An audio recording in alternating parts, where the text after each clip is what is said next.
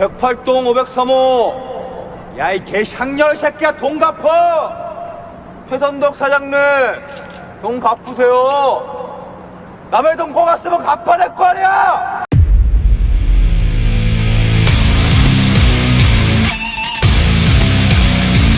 이걸 해보면서 얻어낸 결론은 결국에는 돈은 사람이 준다라는 거예요. 안녕하십니까. 채권 추심하는 백우현 팀장입니다. 영화의 한 장면이 또 나와서 좀 놀라셨죠? 이게 예전에 유명했던 영화인데 이게 몇 년도에 개봉했는지 잘 기억은 안 나네요. 이 조인성 배우가 나왔던 비열한 거리인데요.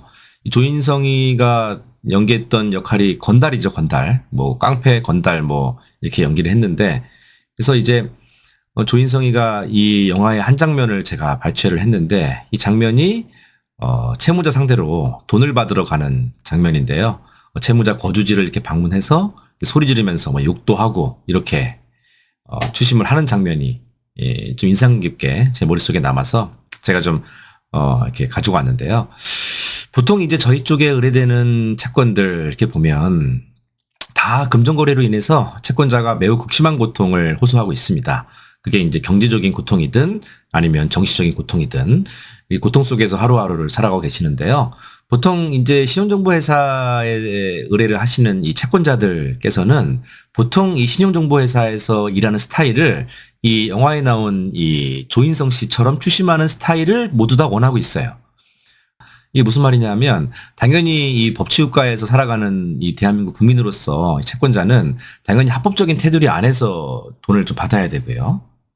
또 채권자로부터 채권을 수임을 받은 이 담당자는 또 합법적인 테두리 안에서 추심을 해야 되겠죠. 하지만 채권자는 이 신용정보회사에 대한 막연한 기대감이 있는데요. 그 기대감이 대부분 저렇게 채무자를 강하게 압박하고 소리 지르고 뭐 때로는 욕도 좀 하고 이렇게 해서 돈을 받아내는 것을 매우 원하고 있는 게 현실이고 사실입니다. 실제로 저한테 의뢰되는 채권들을 이렇게 상담을 하다 보면 뭐 매일매일 좀 찾아가 주세요.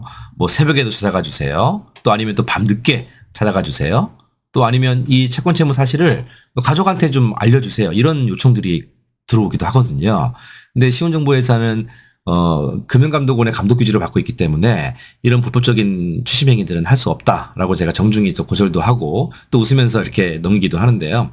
예전에 그러니까 한 3, 40년 그때 이 제도적으로 이 채권자 채무자에 대한 권리에 대한 법적인 내용들이 많이 없었을 때는 실제로 영화에서 나왔던 이 조인성 씨처럼 저렇게 추심을 했던 시절도 있었다고 합니다. 막 집에 가서 문 두드리고 발로 차고 소리 지르고 욕하고 멱살잡이하고 이런 추심하는 시절이 있었는데 요즘에는 절대 그렇게 못하죠.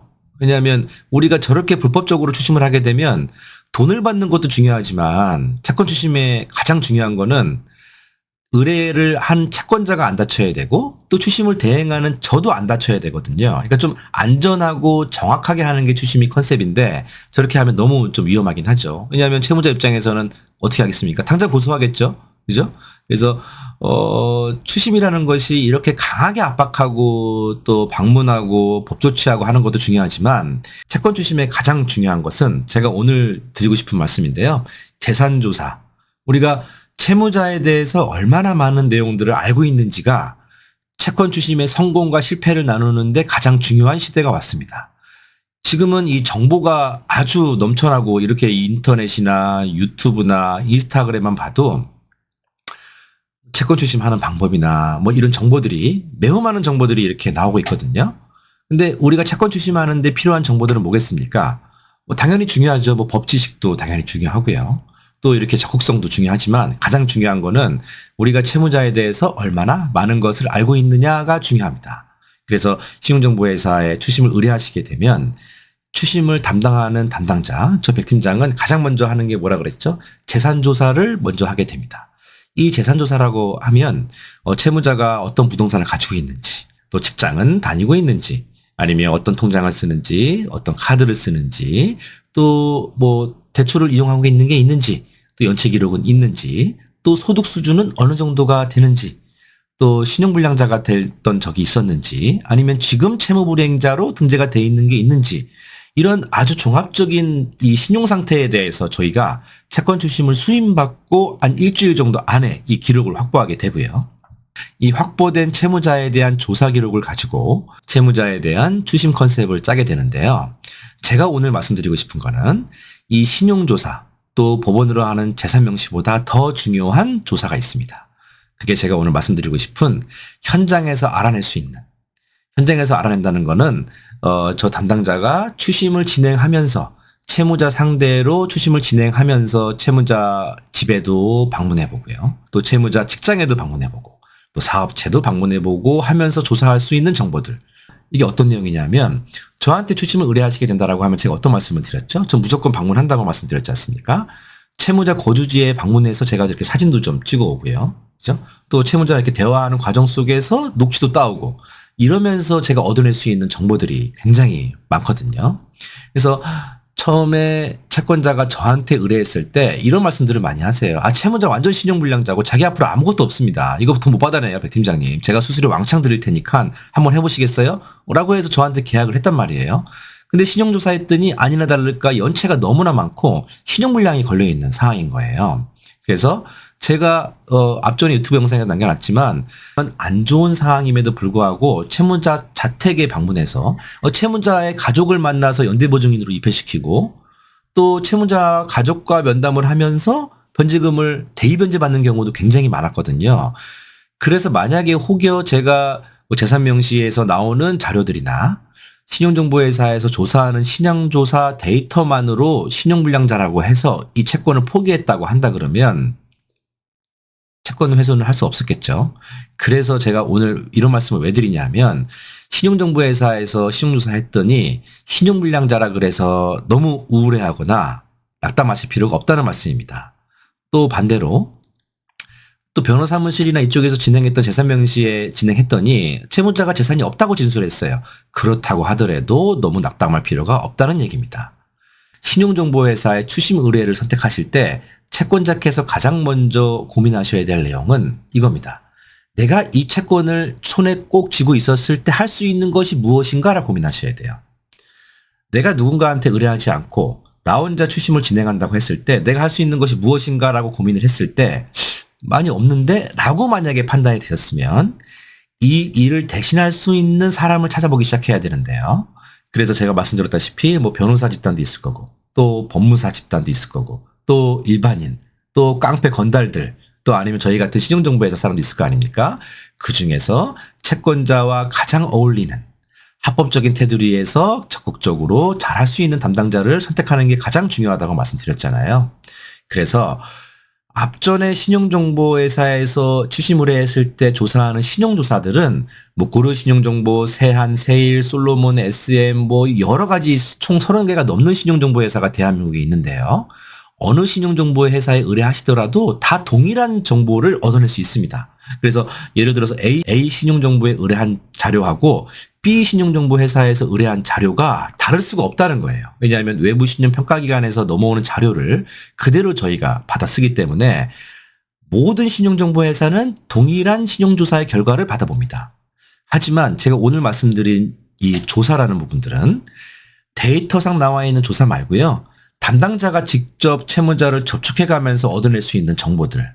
실제로 신용불량자였지만 찾아가 보니까 가족이 변제를 할 수 있는 사항들이 만들어진다던가 또 은닉되어 있는 재산들 또 은닉되어 있는 급여 소득들 이런 부분들은 신용조사로서 확인할 수 없기 때문에 꼭 직접 찾아가 보시거나 아니면 직접 찾아가 보실 여유가 없으시면 방문을 좀 적극적으로 하고 이런 조사하는 데 특화되어 있는 신용정보의 담당자를 꼭 찾으셔서 채무자 상황이 안 좋다 그래서 채권을 포기하지 마시고요. 영상 처음에 나왔던 조인성 씨처럼 그렇게 막무가내로 추심할 수 있는 깡패들이나 건달들한테 잘못 맡겼다가 잘못하면 형사처벌 당할 수 있으니까 그거는 매우 주의하셔야 되고요. 꼭 법적으로 문제없이 빠르고 신속하게 움직일 수 있는 신용정보회사 담당자를 잘 찾아보시는 것이 채권 추심의 가장 중요한 내용이다라고 말씀을 드리는 겁니다. 그래서 이런 재산조사라고 하면 기본적으로 데이터상에서 조사하는 내용들보다 더 중요한 것은 직접 발로 뛰면서 알아낼 수 있는 현장에서 알아낼 수 있는 정보들, 사진 찍은 것들, 녹음한 것들, 또 채무자랑 대화한 내용들 중에 우리가 얻어낼 수 있는 정보들 채무자한테 유도신문하면서 저희가 많은 정보들을 또 얻어낼 수 있거든요. 또 이 내용들 가지고 약점을 잡아서 형사고소도 하기도 하고 이런 사항들이 매우 많이 발생하기 때문에 채무자가 신용불량자라고 하더라도 너무 낙담하거나 실망하실 필요는 없습니다. 네, 그래서 오늘도 이렇게 조사에 대한 부분들은 제가 설명을 좀 드렸는데요. 채무자에 대한 조사하는 방법은 뭐 신용정보회사에서 신용조사를 하든 법원을 통한 재산명시를 하든 여러 가지 방법이 있지만 꼭 채권 추심을 진행하기 전에는 채권 추심 전문가와 상담부터 해보시고요. 이 추심은 어떻게 진행해야 되는지 꼭 조언을 한번 구해보시는 것을 추천드립니다. 저와 통해보신 분들은 알겠지만 채권자가 혼자서 할 수 있는 내용들은 저는 절대로 계약하지 않습니다. 저희 사무실에 어제도 그랬고 오늘도 손님들이 오셨는데 제가 벌써 2팀이나 돌려보냈거든요. 그래서 채권자가 굳이 할 수 있는 일을 제가 달콤한 말로 꼬셔서 추심해서 제 수익을 남기는 것이 제 목적이 아니라고 제가 약속드리지 않았습니까? 그래서 채권 추심 진행하기 전에 꼭 담당자와 상담해보시고 나는 백 팀장한테 의뢰해서 뭔가 좀 성과를 좀 보고 싶다라고 하시는 분에 한해서만 제가 계약할 수 있다라고 말씀을 드렸습니다. 그래서 오늘도 이렇게 짧게나마 영상 남겨봤는데요. 이게 요즘 들어 진짜 연락을 또 많이 주시거든요. 제가 언제 어디서든지 24시간 동안 전화는 항상 붙들고 있는다고 말씀드렸잖아요. 이건 제가 채권자들께 한 약속이기 때문에 언제 전화하셔도 제가 불편한 부분들 내색하지 않고 성심성의껏 상담한다라고 약속드리니까요. 편하게 문의 주시면 됩니다. 그리고 이 영상을 시청하시는 우리 채권자들 또 채권자가 아닌 분들 또 채권 추심에 대한 궁금해서 이 영상을 찾아보시는 분들은 제 영상 보시고 꼭 구독과 좋아요 눌러주시면 제가 이렇게 영상 제작하는데 큰 힘이 됩니다. 그래서 오늘 하루도 남은 시간 즐겁게 행복하게 잘 보내시고요. 제가 항상 말씀드리지만 저희 사무실 한번 들려서 차 한잔 가볍게 하고 가십시오. 오늘도 긴 영상 시청해 주셔서 감사합니다. 먼저 가보겠습니다.